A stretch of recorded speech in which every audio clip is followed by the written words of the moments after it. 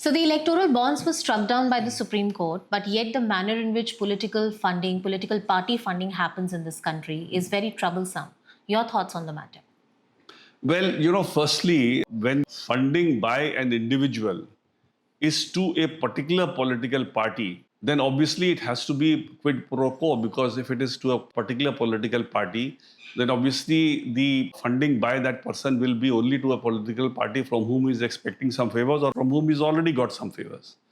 Now, if that be so, then I don't see any justification why the funding should be made, as an expenditure in your balance sheet on which you end up not paying any tax. So that was the first wrong with that, with the electoral bond system. And according to me, Supreme Court has done nothing with regard to that. In fact, I believe the PIL petitioners also didn't raise that as an issue.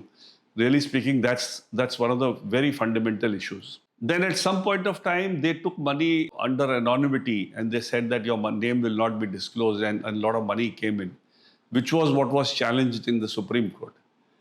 Now, if a person has given money under the assurance of anonymity, then how does the Supreme Court end up saying that his name be disclosed rather than asking the political party to refund such money, because the whole thing has been declared as illegal, and giving that same very person the choice of if he would still like to give that money with disclosure.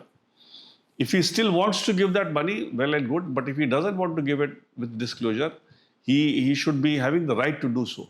So you declare the bond illegal, you allow the political parties to pocket the money, and you say that the name of the person who has donated under the promise of anonymity, suddenly his name should be disclosed.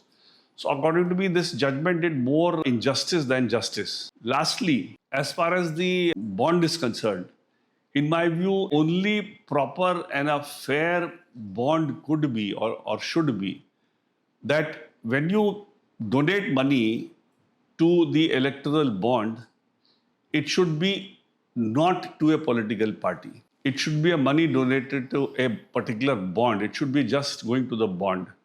If you really feel, if somebody feels that there should be cleansing in the electoral, funding, and there should be a transparency in electoral funding, then there should be a bond which should be completely, without any political party being identified to that bond.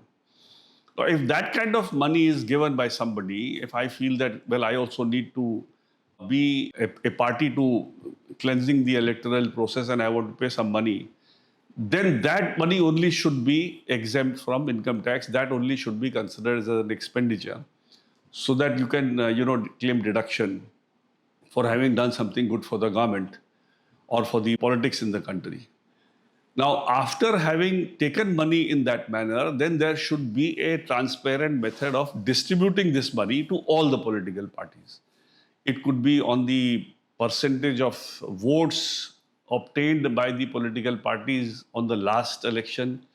It could be some other transparent process by which it could be distributed amongst all the political parties contesting the elections.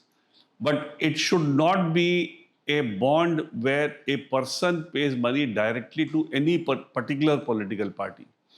If that kind of bond is there, then it definitely can't be, considered as an expenditure in the income tax for the purposes of, reducing the total income of that person.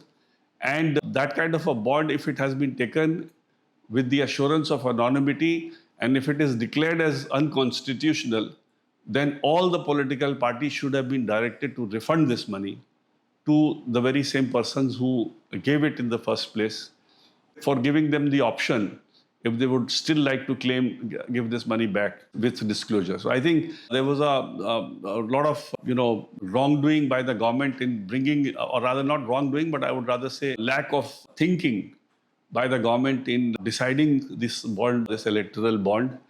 And I think the judgment which the Supreme Court ultimately delivered, saying that this bond is unconstitutional, also did not do the full justice by directing the political parties to refund the money that they had taken against unconstitutional bond and pocketing the money and continuing to use it in the electoral politics. So, just for the benefit of our viewers, once the electoral bonds are struck down, we are once again back to an opaque method of funding, as you pointed out. And secondly, you pointed out that money was not refunded or there was no disclosure about how the money came, where it came from. So, was it justice half done? No, so the money from where it came was ultimately disclosed. That is what the Supreme Court held.